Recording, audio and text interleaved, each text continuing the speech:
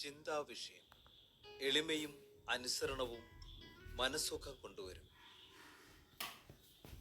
അപ്പോൾ ദൈവം നമ്മുടെ കൂടെ ചേർന്ന് നിൽക്കും.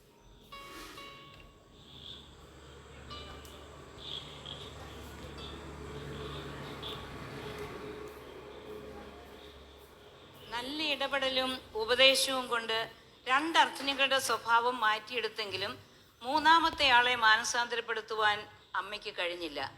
പക്ഷെ അപ്പോഴും അമ്മ അടങ്ങിയിരുന്നില്ല. മനുഷ്യനു സാധ്യമല്ലാത്തത് ദൈവത്തിനു സാധ്യമാകും.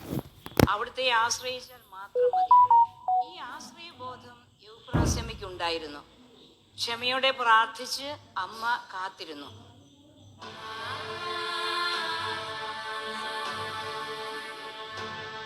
ഞാനിനി എന്ത് ചെയ്യും? ആ കുട്ടി അല്ലാതെ എന്നെ തെറ്റിദ്ധരിച്ചിരിക്കുന്നു. എങ്ങനെയാണ് തിരുത്തുക? എന്റെ സ്നേഹ മണവാള, അവൾ നല്ല കുട്ടിയ, എനിക്ക് ഉറപ്പുണ്ട്.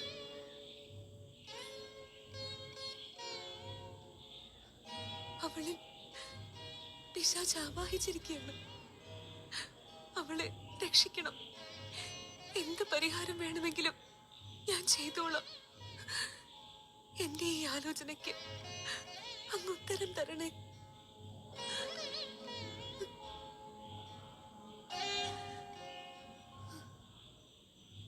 ദൈവത്തോട് നാം ആലോചന ചോദിച്ചാൽ ദൈവം അതിന് ഉത്തരം നൽകും. ദൈവത്തെ സ്നേഹിച്ചും ആരാധിച്ചും അവിടുത്തെ കൽപ്പനകൾ അനുസരിച്ചും ജീവിക്കുന്ന ഏവർക്കും ആലോചനയുടെ ഉത്തരം പെട്ടെന്നാണ്.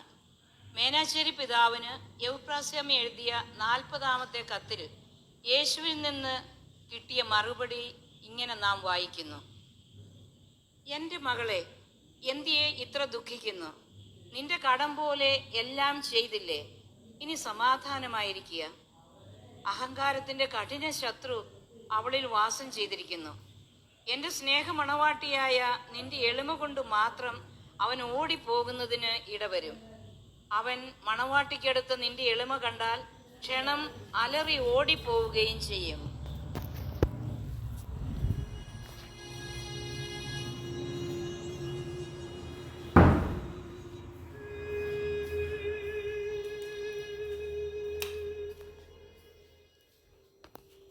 ആൽബർട്ട്, അടുത്ത് വരിക.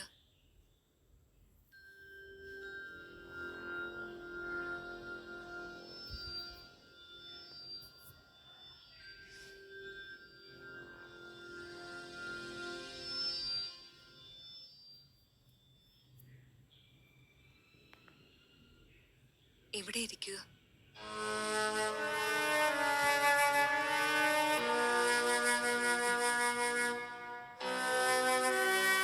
ഇരിക്കൂ.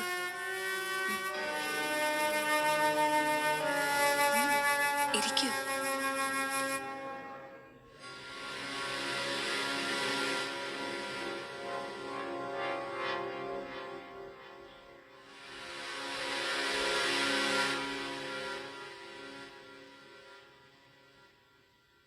എന്റെ സ്നേഹ സഹോദരി, എന്റെ മകളെ, ഞാൻ നിന്നെ ദുഃഖിപ്പിക്കുന്നതിന് യാതൊന്നും ചെയ്തിട്ടില്ല. എങ്കിലും എന്റെ മേലധികാരികളുടെ ഗുണദോഷം അനുസരിക്കാതെയും അവരുടെ കുറ്റപ്പെടുത്തലുകൾ എളിമയോടെ കൈക്കൊള്ളാതെയും അവരുടെ മേൽ പകയും ദേഷ്യവുമായി വിചാരിച്ചും പറഞ്ഞും ചെയ്തു പോയി. എന്റെ അഹങ്കാരത്തിന്റെ ശക്തിയാലാണ് ഏറെ തെറ്റുകളും ഞാൻ ചെയ്തു പോയത്. എന്റെ നല്ല ദൈവത്തെ ഞാൻ സങ്കടപ്പെടുത്തിപ്പോയി. കുറ്റക്കാരിയായ ഞാൻ എല്ലാ പ്രകാരത്തിലും തെറ്റ് ചെയ്തു പോയി. മോള് യാതൊരു തെറ്റും ചെയ്തിട്ടില്ല. എല്ലാം ഞാൻ ഏറ്റെടുത്തിരിക്കുന്നു. കുറ്റക്കാരിയായിരിക്കുന്നു. എന്റെ തെറ്റുകളെല്ലാം ദൈവത്തെ ഓർത്തും പരിശുദ്ധ അമ്മയെ ഓർത്തും എന്നോട് പൊറുക്കണേ. മേലിൽ ഞാനൊരു നല്ല കന്യാസ്ത്രീയായിട്ട് വളരെ എളിമയോടും മേലധികാരികൾക്ക് കീഴ്വഴങ്ങിയും ജീവിച്ചുകൊള്ളും.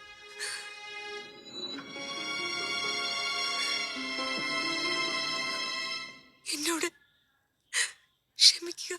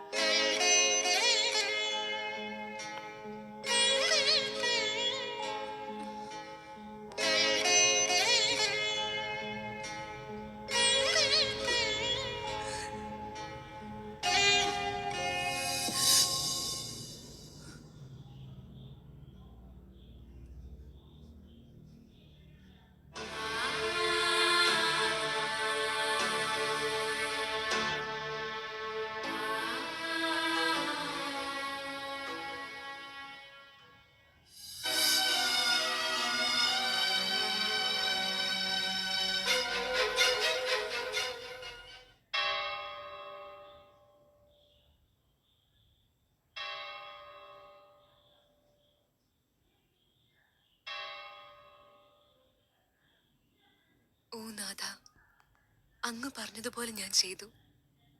എന്ത് സന്തോഷം മനസ്സിന്, എന്ത് ആശ്വാസം.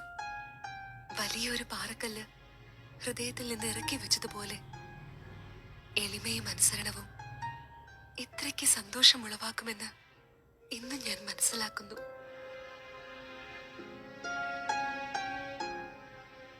ഞാൻ അനുഭൂതിയിലാണ്. നീ എനിക്ക് എല്ലാം നന്മയ്ക്ക് മാത്രമേ ചെയ്യൂ. ഞാൻ നിന്നു തരാം. ഒരു കരുവായി എന്നെ ഉപയോഗിക്കൂ.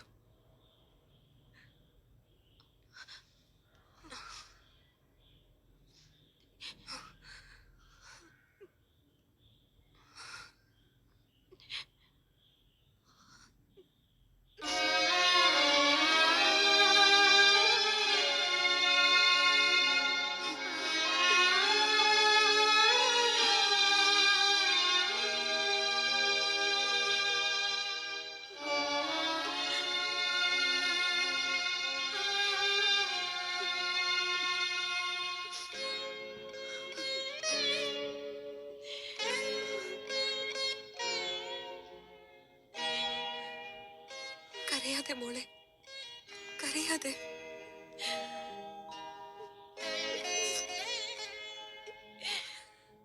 അമ്മേ, കുരുത്തിയമ്മേ, എന്നിലെ നികളത്തിന്റെ പിശാചിനെ അമ്മയുടെ എളിമ എന്ന പുണ്യം ഓടിച്ചു കളഞ്ഞു. അവൻ അലറി വിളിച്ച് ഓടി മറഞ്ഞു. എന്റെ തെറ്റ് ഞാൻ മനസ്സിലാക്കി. ഞാൻ എന്റെ ഈശോയിൽ നിന്ന് ഒരുപാട് ഒഴിഞ്ഞു മാറി അകന്നു പോയി. ഇപ്പോ വലിയൊരു ഭാരം ഹൃദയത്തിൽ നിന്നും ഒഴിഞ്ഞു മാറി.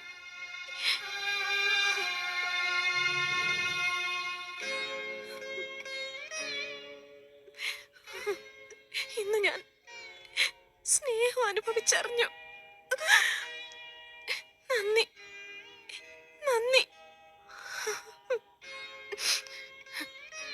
തെറ്റിദ്ധാരണയുണ്ടാക്കൽ അവന്റെ ജോലിയാണ്. പിശാചത് നന്നായി ചെയ്തു. ഞാൻ കെണിയിൽപ്പെട്ടു.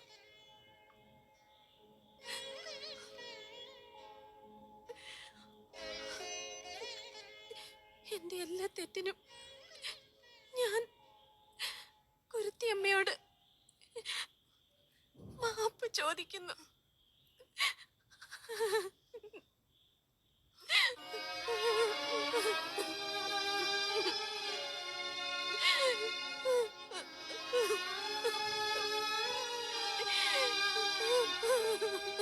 മോളെ ആൽബർട്ട്,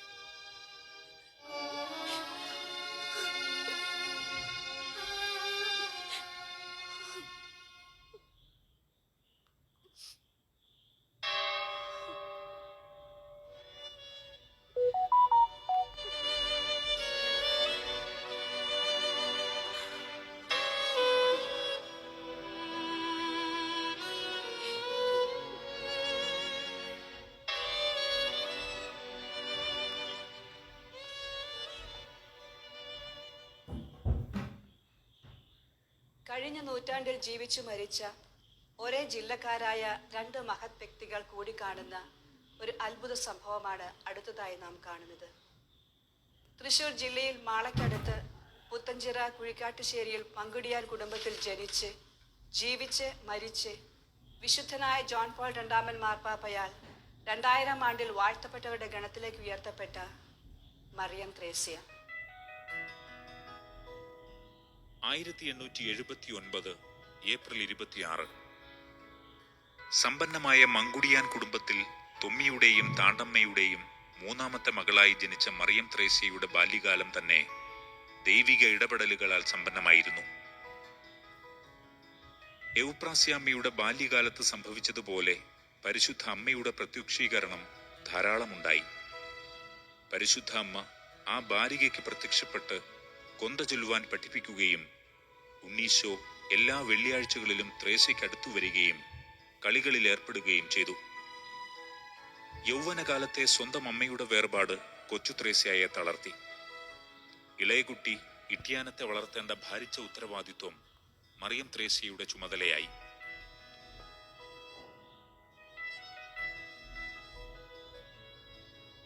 ഒന്ന് പ്രാർത്ഥിക്കാനോ ധ്യാനിക്കാനോ പോലും ആ വീട്ടിൽ സാധിക്കാതെയായി. ആങ്ങളയുടെയും നാത്തൂന്റെയും നിരന്തരമായ കുറ്റപ്പെടുത്തലുകൾ അവളെ കണ്ണീരിലാഴ്ത്തി. എന്നാൽ ദൈവം അവളെ വളരെ സ്നേഹിച്ചു. സഹനാവസ്ഥയിൽ സാന്ത്വനമായി പുത്തൻചിറ ഇടവക വികാരിയായി എത്തിയ ജോസഫ് വിധേയത്തിലച്ചൻ ആത്മീയ ഗുരുവായി തീർന്നത് മറിയം ത്രേസ്യയുടെ ജീവിതത്തെ ആകെ മാറ്റിമറിച്ചു. പൈശാചിക പീഡനങ്ങൾ ധാരാളം അവൾക്കുണ്ടായി. വീട്ടുകാരും നാട്ടുകാരും അവളെ തെറ്റിദ്ധരിച്ചു. വിധേയത്തിലച്ചൻ മറിയം ത്രേസ്യയെ ധൈര്യപ്പെടുത്തി. മഠത്തിൽ ചേരുവാൻ വേണ്ട പണത്തിനായി അവൾ പല വാതിലുകൾ മുട്ടി. എന്നാൽ തുറന്നു കിട്ടിയില്ല. പാവപ്പെട്ടവർക്കും മരണാസന്നരായവർക്കും മറിയം ത്രേസ്യ ആശ്വാസമായി. കരകന്യാസ്ത്രീ എന്നവൾ അറിയപ്പെടാൻ തുടങ്ങി. തൃശൂർ അതിരൂപത ബിഷപ്പ് യോഹന്നാൻ മേനാച്ചേരി വിധേയത്തിലച്ചനിൽ നിന്ന് മറിയം ത്രേസ്യയുടെ ദൈവിക അനുഭവങ്ങളും സഹനങ്ങളും അറിഞ്ഞുകൊണ്ടിരുന്നു. അവളെ തലമുണ്ടുകൊടുത്ത് 3-ാം സഭയിൽ അംഗമായി ചേർത്തു.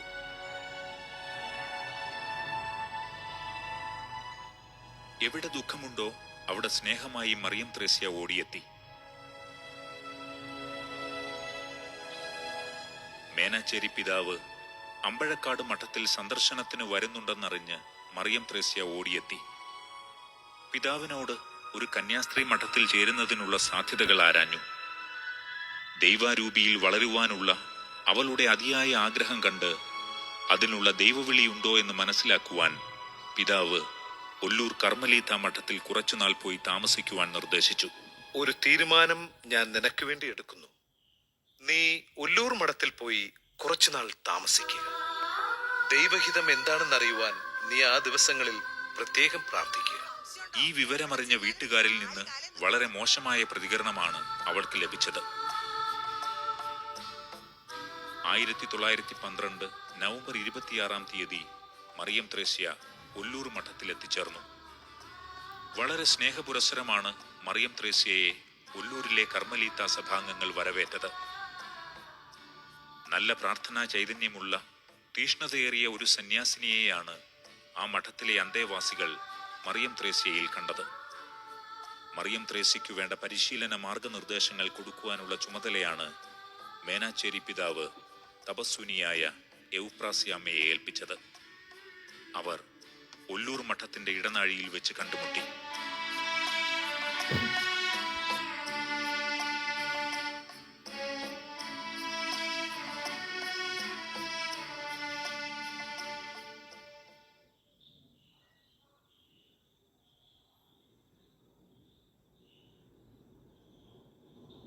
ഈശ്വംശിഹയ്ക്ക് സ്തുതിയായിരിക്കട്ടെ. ഇപ്പോഴും എപ്പോഴും സ്തുതിയായിരിക്കട്ടെ. ഇന്നലെ എത്തിയല്ലേ? അതെ, ഞാൻ 6 ദിവസമായി ധ്യാനത്തിലും ഉപവാസത്തിലുമായിരുന്നു. മേനാച്ചേരി പിതാവ് എന്നെയാണ് ഏൽപ്പിച്ചിരിക്കുന്നത് മറിയം ത്രേസ്യായെ നമസ്കാരങ്ങളും കീഴ്വഴക്കങ്ങളും പഠിപ്പിക്കാൻ. ഞാൻ സന്തോഷപൂർവ്വം ഏൽക്കുകയും ചെയ്തു. വളരെ നന്ദി. എന്റെ ഗുരുത്തിയമ്മയാണല്ലേ? അങ്ങനെയൊന്നും പറയണ്ട. അമ്മേ, ഒരു പ്രാർത്ഥിക്കുന്ന അമ്മ, ദർശനങ്ങളുള്ള ഒരമ്മ ഇവിടെ ഉണ്ടെന്ന് ഞാൻ കേട്ടിട്ടുണ്ട്. എല്ലാ അമ്മമാരും ഇവിടെ പ്രാർത്ഥിക്കുന്നവരാ. ദർശനങ്ങളുള്ളവരുമുണ്ട്. ഒരുപാട് സഹനങ്ങളും പൈശാചിക പീഡനങ്ങളും ഏറ്റുവാങ്ങി പ്രാർത്ഥിച്ചു ജീവിക്കുന്ന ഒരമ്മ, ഏവുപ്രാസിയമ്മ, ഇവിടെ ഉണ്ടെന്ന് ഞാൻ കേട്ടിരിക്കുന്നു.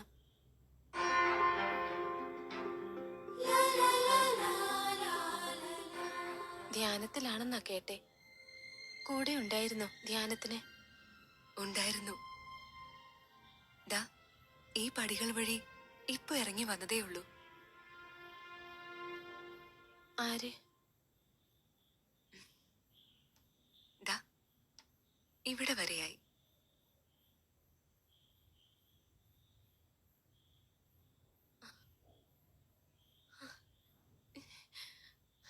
ഏവുപ്രാസിയമ്മ,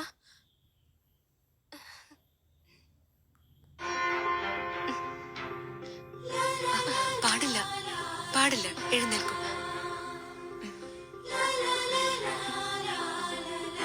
വരൂ.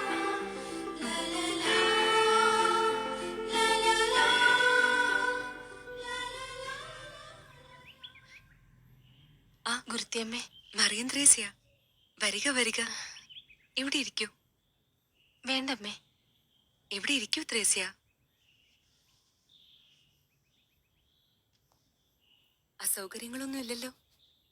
ഇല്ലമ്മേ. പിന്നെ അമ്മയോട് എനിക്ക് രഹസ്യമായി ഒരു കാര്യം പറയാനുണ്ട്. പറഞ്ഞോളൂ. വളരെ ചെറുപ്പം മുതൽ ധാരാളം ദൈവിക അനുഭവങ്ങൾ എനിക്കുണ്ടായിട്ടുണ്ട്. അത് ഇപ്പോഴും തുടരുകയാണ്. പറഞ്ഞാൽ ആരും വിശ്വസിക്കത്തില്ല. പറഞ്ഞോളൂ. പരിശുദ്ധ അമ്മ നേരിട്ട് വന്നാണ് എന്നെ കൊന്ത ചൊല്ലാൻ പഠിപ്പിച്ചത്. ഉവ്വോ.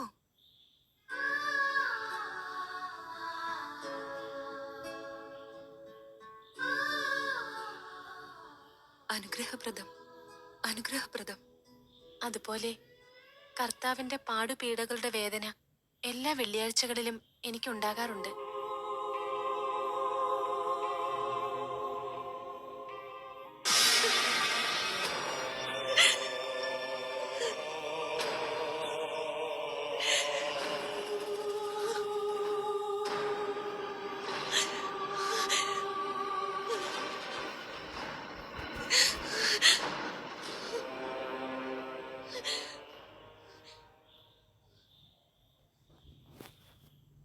ദൈവം നിന്നെ വളരെയധികം സ്നേഹിക്കുന്നതിന്റെ ഉദാഹരണമാണ് അവിടുത്തെ തിരുക്കുമാരന്റെ ക്രൂശിതാരോഹണത്തിന്റെ ഒരു ഓഹരി നിനക്കും ലഭിക്കുന്നത്.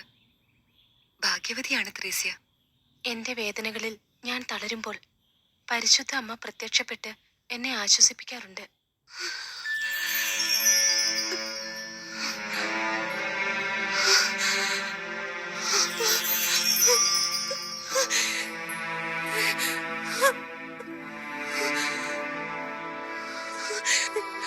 അമ്മേ,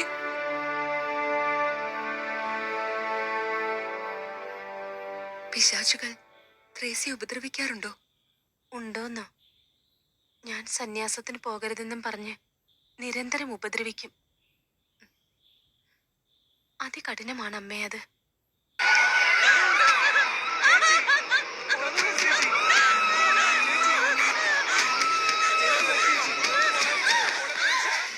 ഇഞ്ചിഞ്ചായി മർദ്ദിച്ച് അവശയാക്കി പല പ്രാവശ്യം.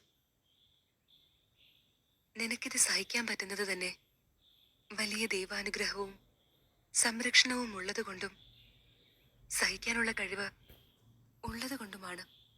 ഈ പീഡകളെല്ലാം സന്തോഷത്തോടെയാണ് ഞാൻ സഹിക്കുന്നത്. അതിനുശേഷം ദൈവം അനുവദിക്കുന്ന ആത്മീയ അനുഭവങ്ങൾ അവർണ്ണനീയമാണ്.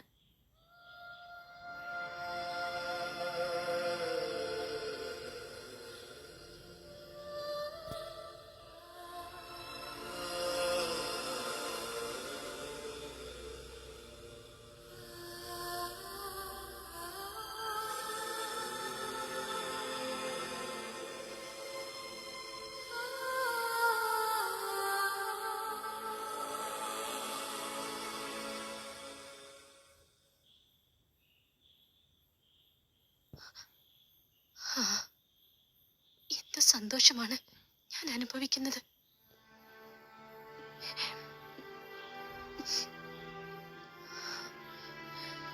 നന്ദി, നന്ദി ദൈവമേ. ദൈവം നമ്മെ സ്നേഹിക്കുന്നതിന്റെ വലിയ ഉദാഹരണമാണ് അവിടുത്തെ നേരിട്ടുള്ള സ്പർശനങ്ങൾ, ദർശനങ്ങൾ, ഇടപെടലുകൾ.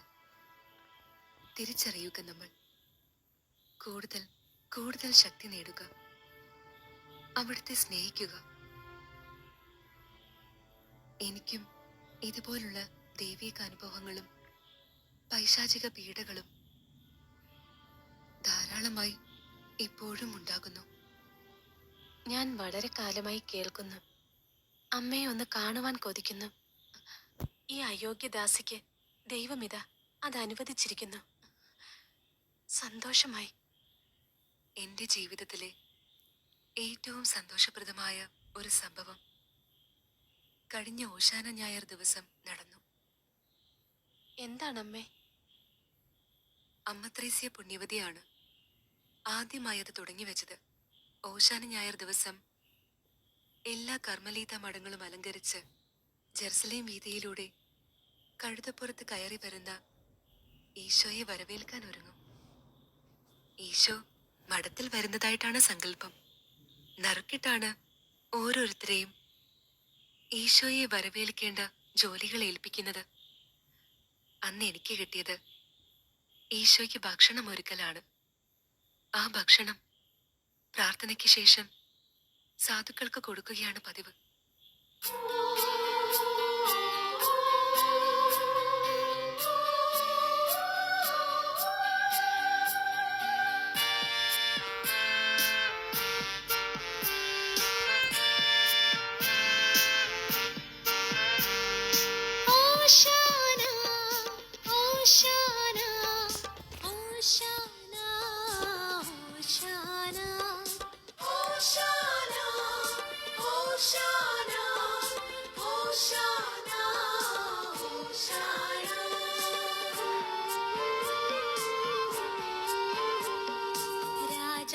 രാജാധിരാജാവേ, കർത്താധികർത്തന്നോശാന, ദാവീദാത്മജനേ, മറിയാം സുതനേ, ഓശാന, ഓശാന, ഓശാന, ഓശാന, ഓശാന, ഓശാന, ഓശാന, ഓശാന, ഓശാന.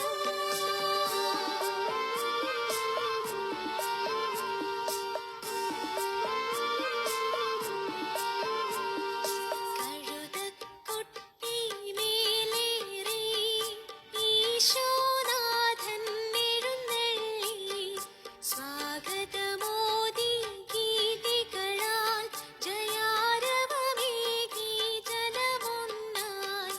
പട്ടുതുവാലകൾ നീട്ടി വിരിച്ചു ആർത്തു വിളിച്ചവരോശാന, ഒലിവിൻ ചില്ലകളേന്തി വിളിച്ചു നസ്രത്തിൻ രാജനിയോശാന, ഓശാന, ഓശാന, ഓശാന, ഓശാന, ഓശാന, ഓശാന, ഓശാന, ഓശാന.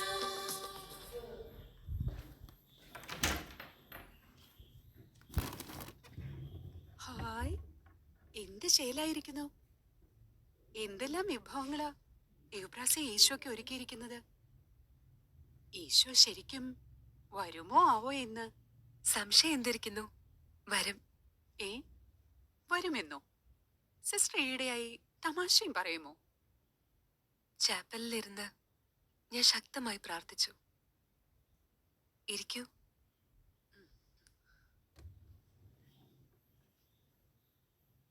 ഈശോയെ ക്ഷണിച്ചു. ഓശാന ദിവസം അവിടുന്ന് കഴുതപ്പുറത്തിരുന്ന് വെയിലുകൊണ്ട് വിയർത്ത് ക്ഷീണിച്ചു വന്നപ്പോ ഈശോയ്ക്ക് വെള്ളമോ ആഹാരമോ ആരും കൊടുത്തതായി ബൈബിളിൽ പറഞ്ഞിട്ടില്ല. ആ, അത് ശരിയാ.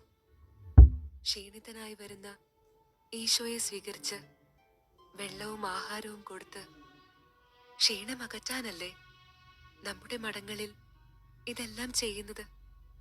ഇതെല്ലാം സാങ്കല്പികമായല്ലേ നാം ചെയ്യുന്നത്? മണ്ടത്തരം പറയാതെ. ഈശോ ഇവിടെ വന്ന് ഇതെല്ലാം ഭക്ഷിക്കുമെന്നാണോ പറയുന്നത്? വരും, തീർച്ചയായും വരും. ഇതെല്ലാം കഴിക്കും. കാര്യമായിട്ടാണോ പറയുന്നത്? എന്റെ മണവാളനെ ഞാൻ ക്ഷണിച്ചതാ. കഷ്ടപ്പെട്ട് ഞാനിതെല്ലാം ഒരുക്കി. എങ്ങനാ എന്റെ മണവാളൻ വരാതിരിക്കുക? വരും.